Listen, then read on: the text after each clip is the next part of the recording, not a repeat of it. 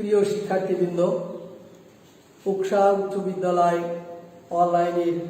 Online ক্লাসের পক্ষ থেকে তোমাদেরকে শুভেচ্ছা, অভিনন্দন। আশা করি তোমরা সবাই ভালো আছো, আমিও ভালো আছি। মহামারী করোনার প্রাদুর্ভাবের কারণে সারা দেশব্যাপী পড়াশোনা কার্যক্রম বন্ধ আছে। এই দীর্ঘ সময় পড়াশোনার ক্ষতিটা কাটিয়ে উঠতে তোমাদের অনলাইন ক্লাসের মাধ্যমে পড়াশোনার ব্যবস্থা করা হয়েছে। তোমরা নিজ নিজ জায়গায় থেকে এই অনলাইনের ক্লাসগুলো দেখবে, মনোযোগ সহকারে শুনবে, এগুলো অনুশীলন করবে। আমি জগদীশ চন্দ্র মণ্ডল, সিনিয়র সহকারী শিক্ষক, উকসা উচ্চ বিদ্যালয়। আমি আজকে তোমাদের সপ্তম শ্রেণীর বিজ্ঞান বিষয়ে একটি ক্লাস নিব। চতুর্দশ অধ্যায় জলবায়ু পরিবর্তন। এই যে জলবায়ু পরিবর্তন, তোমরা সবাই অনেক কিছু জানো বা এই বিষয়ে তোমাদের ধারণাও আছে। তো তোমরা যখন ছোট ছিলে, যখন তোমাদের বয়স হয়েছে, বুঝতে শিখেছো, প্রাইমারিতে যখন পড়ালেখা করতে, সে সময় আবহাওয়ার অবস্থা কেমন ছিল, বৃষ্টি বাদলা কেমন ছিল, ঝড় বাদলা কেমন ছিল, এটাও তোমরা হয়তো এখন মনে করতে পারো। বর্তমান সময়ে আমরা কি প্রত্যক্ষ করছি, যে পৃথিবীর তাপমাত্রা আস্তে আস্তে বেড়ে যাচ্ছে, কখনো অতিবৃষ্টি, কখনো ঘূর্ণিঝড়, এগুলো আমরা অনুভব করছি। তো আমরা জানি যে পৃথিবীর কোনো স্থানে স্বল্প দিনের তাপমাত্রা, আর্দ্রতা, বৃষ্টিপাত, এগুলোকে কিন্তু কি বলা হয়? আবহাওয়া। কোনো স্থানে স্বল্প সময়ের তাপমাত্রা, বৃষ্টিপাত, আর্দ্রতা, এগুলোকে বলা হয় আবহাওয়া। আর কোনো অঞ্চলের দীর্ঘ সময়ের আবহাওয়ার গড়টাকে কিন্তু বলা হয় জলবায়ু। কোনো অঞ্চলের অনেক বছরের আবহাওয়ার যে একটা সমষ্টি বা গড়, এই গড়টাকে বলা হচ্ছে জলবায়ু। তাহলে আমরা জলবায়ু এবং আবহাওয়ার একটা ডেফিনেশন আমরা এটা জানতে পারলাম। এখন এই জলবায়ু যদি স্বাভাবিক হয়, আমাদের জীবনযাত্রা কিন্তু স্বাভাবিক থাকে। আর জলবায়ু যদি পরিবর্তনশীল হয়, বিঘ্ন হয়, আমাদের জীবনযাত্রা তেমনি কঠিন হয়ে যায়। এখন আমরা কি প্রত্যক্ষ করছি? জলবায়ু পরিবর্তন, জলবায়ুতে তাপমাত্রার বৃদ্ধি আমরা অনুভব করছি। তাই আজকে আমরা প্রথমেই দেখব যে পার্ট 1 ও 2-এ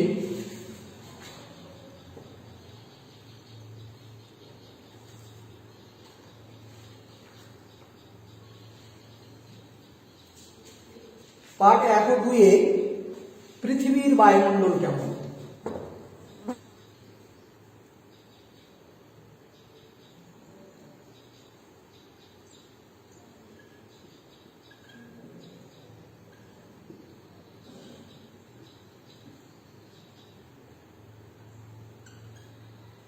পৃথিবীর বায়ুমণ্ডল আমরা আগে দেখবো যে পৃথিবীর বায়ুমণ্ডলটা কেমন। আমরা তো পৃথিবীতে আছি, এই পৃথিবীর বায়ুমণ্ডল সম্পর্কে আমাদের একটা ধারণা থাকা দরকার।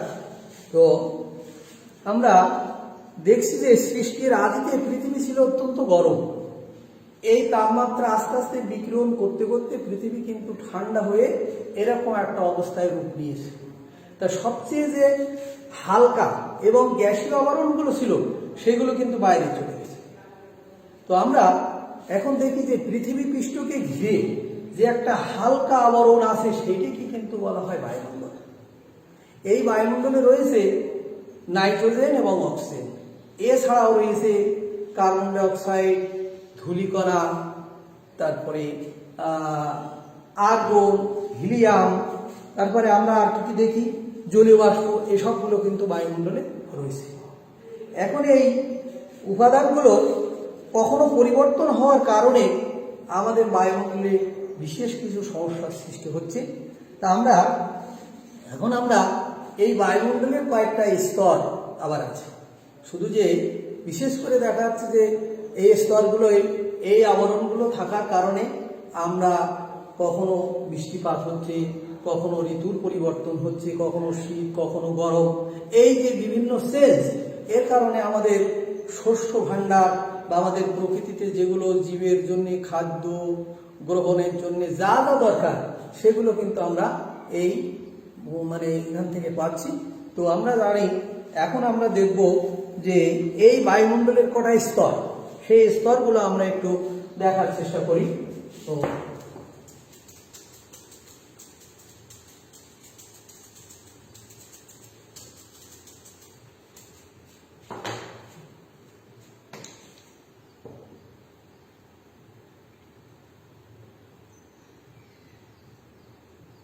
বায়ুমণ্ডলের স্তর,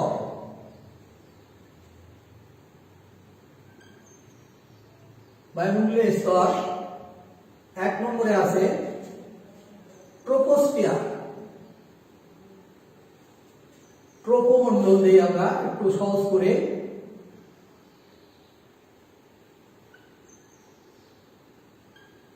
ট্রোপোমণ্ডল। 2 নম্বরে হচ্ছে, আচ্ছা ট্রোপোমণ্ডল সম্পর্কে একটু আলোচনা করি, তারপরে পরেরটা আমরা তোমাদেরকে জানাবো। তাহলে প্রথম স্তরে আছে ট্রোপোমণ্ডল। এই ট্রোপোমণ্ডল সবচেয়ে নিচের স্তর। এই স্তরে আছে বায়ুমণ্ডলে যে ঝড়, বৃষ্টি, আর্দ্রতা, তারপরে ঘূর্ণিঝড়, বজ্রপাত সবকিছু কিন্তু এখানে সংগঠিত হয়। এখানে বৃষ্টি বাদলা সবকিছু ঘনমণ্ডলে সংগঠিত হয়। এখানে এই কিছু হওয়ার কারণে আমাদের এই পৃথিবী শস্য শ্যামলা, সুজলা সুফলা সব রকমের শস্য ভাণ্ডার কিন্তু পৃথিবীতে আছে এই যে বৃষ্টিপাত হওয়ার কারণে। আবার এখানে এই ধরনের বজ্রপাতে আমাদের প্রাণহানি ঘটছে, কুয়াশাচ্ছন্ন হয়ে প্রকৃতিটা একদম অন্ধকার হয়ে যাচ্ছে, যানবাহন চলাচলে বিঘ্ন ঘটছে। এ সব কিছু এই ঘনমণ্ডলেই ঘটে। এটা কিন্তু ভূপৃষ্ঠ থেকে প্রায় 11 কিলোমিটার পর্যন্ত এর ব্যাপ্তি। ভূপৃষ্ঠ থেকে 11 কিলোমিটার পর্যন্ত এই ট্রোপোমণ্ডল, বা এটাকে আমরা ঘনমণ্ডলও বলতে পারি। হ্যাঁ, তাহলে আমরা একটি চার্ট এখানে তোমাদেরকে প্রদর্শন করাচ্ছি, একটি চার্টের সাহায্যে। এটা হচ্ছে বায়ুমণ্ডলের বিভিন্ন স্তর। তাহলে প্রথমে আমরা মাঝখানে এটিকে দেখছি যে ভূপৃষ্ঠ কালো, এই যে কালো করা অংশটা হচ্ছে ভূপৃষ্ঠ, এই ভূপৃষ্ঠে আমাদের বসবাস। এরপরে আছে ট্রোপোমণ্ডল, যেটা নিয়ে আমরা এখন আলোচনা করছি। এই ট্রোপোমণ্ডলে এই ধরনের ঝড়, বৃষ্টি, তুষার, বজ্রপাত যা কিছু এখানে বায়ুমণ্ডলে আছে, অক্সিজেন, নাইট্রোজেন, কার্বন ডাইঅক্সাইড, জলীয় বাষ্প, ধূলিকণা, এসব কিছু রয়েছে। তাহলে আমাদের এখানে আমরা মোটামুটি এইগুলো আছে বলেই এই ঘনমণ্ডলটাকে একটা আদর্শ বায়ুর স্তর বলে আমরা ধরে নেই। এটা আমাদের বসবাসের জন্য একান্ত প্রয়োজন। তাহলে আশা করি শিক্ষার্থী বৃন্দ, তোমরা এই যে একটি চার্ট আমরা এখানে উপস্থাপন করেছি, এর মাধ্যমে তোমরা সহজে বুঝতে পারছো যে আমরা ভূপৃষ্ঠে আছি, তার উপরে কতগুলো বায়ু স্তর আছে, যার একটি ছবি আমরা এখানে দেখছি।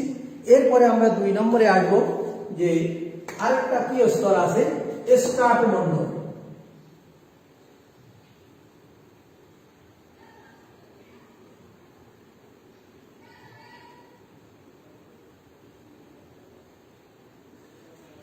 স্ট্রাটোমণ্ডল, এই স্ট্রাটোমণ্ডলটা কি? তাহলে ঘনমণ্ডলের উপরের অংশটাই হচ্ছে স্ট্রাটোমণ্ডল। এই স্ট্রাটোমণ্ডল ঠিক ঘনমণ্ডলের শেষ থেকে শুরু করে এর উপরের স্তরটাকে বলা হচ্ছে স্ট্রাটোমণ্ডল। এই মণ্ডলটা ব্যাপ্তি কতটুকু? ট্রোপোমণ্ডলের উপর থেকে 39 কিলোমিটার পর্যন্ত এই জায়গাটাই হচ্ছে স্ট্রাটোমণ্ডল। এই স্ট্রাটোমণ্ডলে কি কি রয়েছে? স্ট্রাটোমণ্ডলে এমন একটা গ্যাস আছে যেটার নাম হচ্ছে ওজোন গ্যাস। এই ওজোন গ্যাসের সাংকেতিক চিহ্ন তোমরা অনেকে হয়তো জানো কিনা জানি না। ওজোন গ্যাসের রাসায়নিক সংকেত হচ্ছে O3। এই ওজোন গ্যাসের রাসায়নিক সংকেত হচ্ছে O3। তাহলে এই যে ওজোন নামের গ্যাসটি আছে, এটা আমাদের এই স্ট্রাটোমণ্ডলেই থাকে। এটা আমাদের কি করে জানো? যেমন আমরা একটা বিল্ডিং এর মধ্যে আছি, শ্রেণীকক্ষে আছি, এখানে আমাদের উপরে ছাদ আছে, এখানে বর্ষা আসলে, বৃষ্টিপাত হলে, বজ্রপাত হলে, কোনো রকম প্রাকৃতিক কিছু হলে এই ছাদ কিন্তু আমাদেরকে রক্ষা করে। তেমনি এই স্ট্রাটোমণ্ডলে যে ওজোন নামের যে গ্যাসটি আছে, সে এমন একটা আবরণ সৃষ্টি করে, সেই আবরণ ভেদ করে সূর্যের অতি ক্ষতিকারক যে রশ্মিগুলো আছে, আলফা রশ্মি, গামা রশ্মি, বিটা রশ্মি, এগুলো ভূপৃষ্ঠে আসতে পারে না। যে কারণে আমরা অনেক রকমের মহামারী, অসুখ বিসুখ, চর্ম ক্যান্সার বা উদ্ভিদরাজি কিন্তু রক্ষা পাচ্ছে। এগুলো যদি কোনো কারণে এই ওজোন স্তর ভেদ করে যদি আমাদের ভূপৃষ্ঠে চলে আসতো, জলভাগে চলে আসতো, সেখানকার উদ্ভিদরাজি, সেখানকার প্রাণী সব কিন্তু বিলুপ্ত হয়ে যেত। তাহলে আমাদের তোমরা সহজেই বুঝতে পারছো যে স্ট্রাটোমণ্ডলে যে ওজোন নামের যে গ্যাসটি আছে, এটা আমাদের কত বড় একটি উপকার করে। তাহলে এই স্ট্রাটোমণ্ডলে আছে আমাদের এই গ্যাস, এটা আমাদের নানা রকম ক্ষতিকর, সূর্য থেকে নানা রকম ক্ষতিকর রশ্মি থেকে আমাদেরকে রক্ষা করে এবং আমাদেরকে বাঁচিয়ে রেখেছে। এরপরে আসো আমরা আরেকটি স্তরের কথা জানি, যেটাকে বলছে 3 নম্বরে আছে যে মেসোমণ্ডল।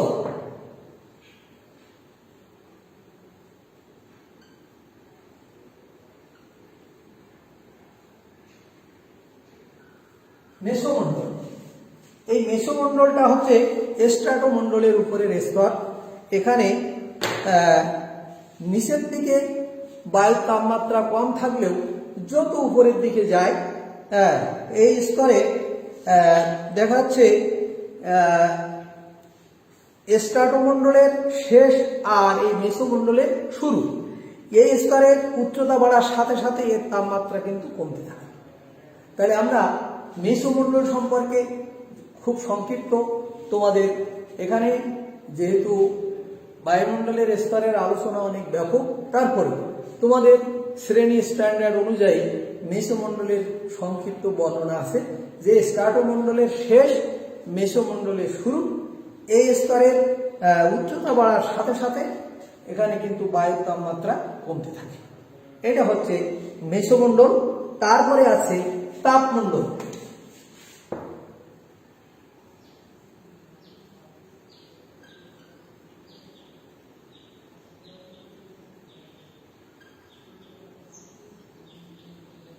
তাপমণ্ডল, এই তাপমণ্ডল এটা হচ্ছে এই স্তরে, এই তাপমণ্ডলে, তাহলে মেসোমণ্ডলের উপরের স্তরকে বলা হচ্ছে তাপমণ্ডল।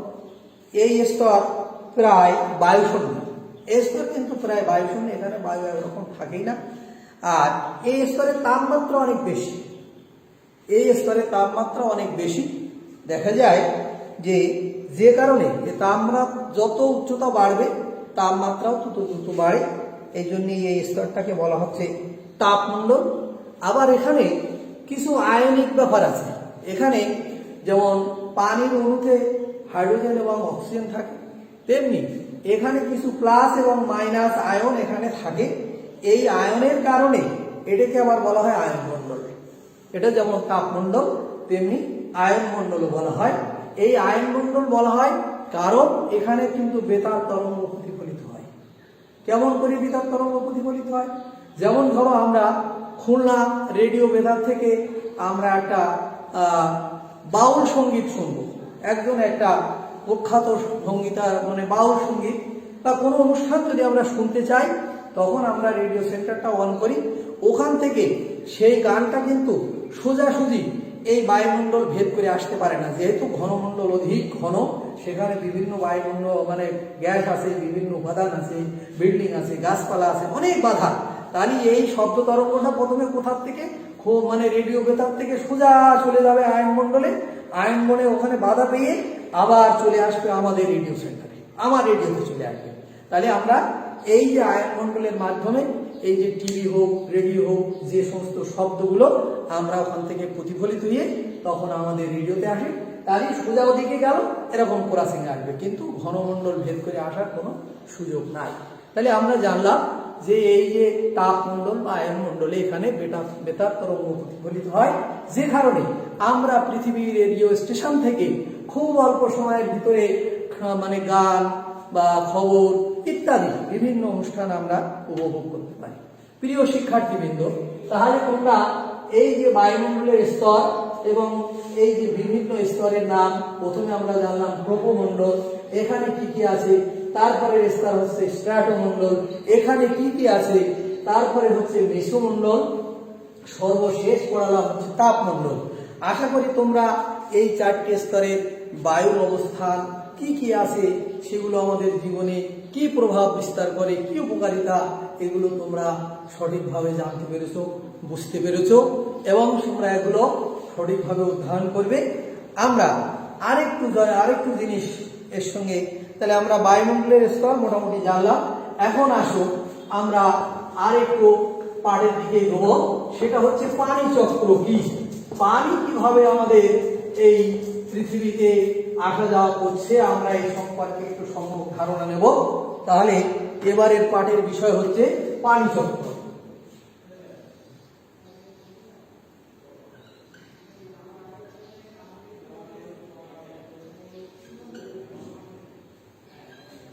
পানি চক্র, আচ্ছা এখন বলো তো তোমরা যে পানি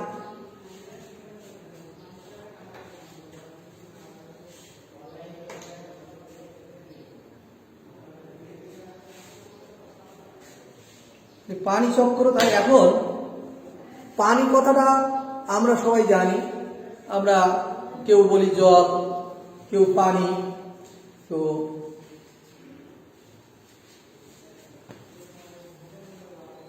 তাহলে তোমরা পানি আমরা তো পান করি, আচ্ছা তোমরা কি জানো যে পানি কি কি দিয়ে তৈরি?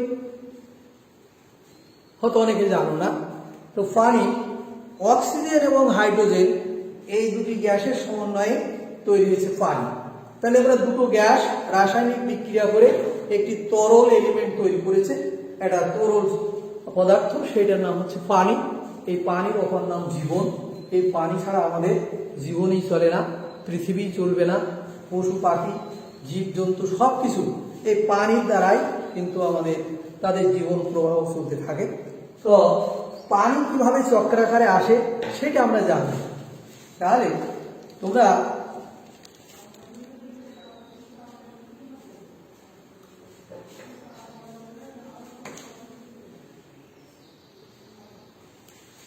আচ্ছা এখন তাহলে তোমরা পানি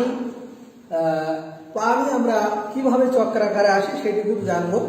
তো আশা করি তোমরা এই পানি বলো দেখি যে পানি কিভাবে হয়, পানি কোথা থেকে আসে, তোমরা কি কেউ বলতে পারবে পানি কোথা থেকে আসে? তাহলে পানি হচ্ছে, আমরা ভূপৃষ্ঠে যে পানি আছে দেখেছি, পুকুর, নদী, নালা, ডোবায় পানি আছে। এখন এই পানি বলে অর্থাৎ বৃষ্টি। তাহলে এই বৃষ্টির নাম, বৃষ্টি থেকে যে পদার্থ সেটা তো পানি। তাহলে এখন আমরা বৃষ্টিপাত কিভাবে সংঘটিত হয় সেইটা যে পানি চক্র। তাহলে আমরা জানি যে সূর্যের কিরণের ফলে ভূপৃষ্ঠে, নদী, নালা, সাগরে যে সূর্যের কিরণ পড়ছে, এই সূর্যের কিরণ দেখা যাচ্ছে পানিকে বাষ্পীভূত করে। এই বাষ্প উড়ে গিয়ে উপরে চলে যায়, যে সেখানে ঠান্ডায় ঘনীভূত হয়ে আমাদের দেখা যাচ্ছে আবার মেঘ হয়। মেঘ আরো ঘনীভূত হয়ে যখন বর্ষণ মেঘ হয়, তখন কিন্তু আস্তে আস্তে পৃথিবীর মাধ্যাকর্ষণ টানের কারণে ওই মেঘ জলকণা রূপে আবার ভূপৃষ্ঠে নেমে চলে আসে। এটা কিন্তু বৃষ্টিপাত। তাহলে বৃষ্টিপাত অনেকে আমরা মনে করি উপরওয়ালার দান, ঈশ্বরের দান, না, এর একটি সায়েন্টিফিক ব্যাখ্যা আছে। তাহলে এই পানি দেখা যাচ্ছে সূর্যের কিরণের ফলে জলীয় বাষ্প হবে। এই জলীয় বাষ্প যেহেতু হালকা, এগুলো উপরে উঠে যাবে, যে ঠান্ডা স্তরে যে ঘনীভূত হয়ে মেঘ হবে। এই মেঘ আবার সাদা মেঘ আছে, পলক মেঘ আছে, শিরাস মেঘ আছে, বর্ষণ মেঘ আছে, বিভিন্ন ক্যাটাগরির মেঘ আছে। তাহলে এগুলো যখন ঘনীভূত হয়ে যখন কালো রূপ ধারণ করবে, তাদের বিন্দু বিন্দু পানির কণা তখন বড় বড় হয়ে যাবে, তখন মাধ্যাকর্ষণের টানে এগুলো পৃথিবীতে তখন চলে আসে, এটাকে তখন আমরা বৃষ্টি বলি। তাহলে এই যে চক্রাকারে পানিটা চক্রাকারে এমনিভাবে ঘুরছে। তাহলে যে পানি ছিল সমুদ্রে বা পুকুরে বা নদীতে বা ডোবায়, সেটা সূর্যের কিরণের ফলে কি হলো, জলীয় বাষ্প হলো। জলীয় বাষ্প উপরের স্তরে গেল, যে সেখানে ঠান্ডায় ঘনীভূত হলো, হয়ে আবার এক ধরনের মেঘ হচ্ছে, ওর থেকে আবার আরেকটা চেঞ্জ হয়ে যখন বর্ষণ মেঘ হচ্ছে, ওইটা আবার বৃষ্টির ফোড়া ফোড়া রূপে আবার ভূপৃষ্ঠে চলে আসতেছে। এই ভূপৃষ্ঠে যখনই চলে আসতেছে, এখানে ডোবা নালা নদী ভরাট করে এই পানি সব আবার সমুদ্রে চলে যাচ্ছে। তাহলে এইভাবে বলছে যে পানিটা যে বৃষ্টি, এইটিকে বলা হচ্ছে পানি চক্র। তাহলে আশা করি তোমরা পানি যে চক্রাকার এইভাবে ঘুরছে এবং আমাদের জীবনকে সুন্দর করে রেখেছে, পৃথিবীতে বিভিন্ন শস্য গাছপালা, এবং দেখো তোমরা এখন বিল্ডিং এর ছাদেও কত সুন্দর সুন্দর ফুল, কত সবজি, কত সুন্দর করে পৃথিবীকে সাজানো সম্ভব হয়েছে। এই অমূল্য পানি ছাড়া কিন্তু কোনো কিছুই সম্ভব না। তাহলে পানি যে চক্রাকারে ঘুরছে, বর্ষায় তাহলে পানি হয়, আমরা শস্য ফলাই, আবার কিছুদিন পানি হয় না, তখন আমরা রবি শস্য করি, আবার দেখা যাচ্ছে পানি আসলো, আবার ধান পাট তুলা গম এই যে চাষ করতে পারছি। তাও এক দেশে এক সময় পানি হয়, অন্য দেশে হয় না। এইরকম চেঞ্জ করে করে বিভিন্ন পৃথিবীর বিভিন্ন মহাদেশে বিভিন্ন সময় পানি কিন্তু হচ্ছে, যে কারণে পৃথিবীটাকে এত সুন্দর আমরা দেখতে পাচ্ছি। তো আশা করি তোমরা আজকের এই পাঠদানের মাধ্যমে পানি চক্র কিভাবে চক্রাকারে আমাদের আসছে তোমরা বুঝতে পেরেছ, এবং এগুলো দ্বারা আমরা কিভাবে উপকৃত হচ্ছি, এবং পৃথিবী এত সুন্দর, এবং পানি ছাড়া যে আমরা বাঁচতে পারি না। পানি আমাদের পানির অপর নামই জীবন। আমাদের মানব শরীরের 60 থেকে 70 ভাগই হচ্ছে পানি। এই পানি আমাদের সব কিছুকে নিয়ন্ত্রণ করে। এই পানি কোথা থেকে আসে, এর কি জন্ম, পানি কি কি দিয়ে তৈরি, আশা করি তোমরা সবাই বুঝতে পেরেছ, জানতে পেরেছ। তাহলে তোমরা সেই নিজের নিজের অবস্থান থেকে অনলাইনে বসে তোমরা এগুলো অধ্যয়ন করবে, পড়বে, এবং আমার এই ক্লাসগুলো মনোযোগ সহকারে শুনবে। আশা করি তোমরা এই করোনার সময়েও তোমাদের পড়ালেখা ব্যাহত হবে না, তোমরা উপকৃত হবে, বিষয়ের জ্ঞান তোমাদের অনুশীলন হবে। তো আজকের পাঠদান আমি এখানে শেষ করছি। আশা করি সবাই ভালো থাকবে। সকলকেই ধন্যবাদ।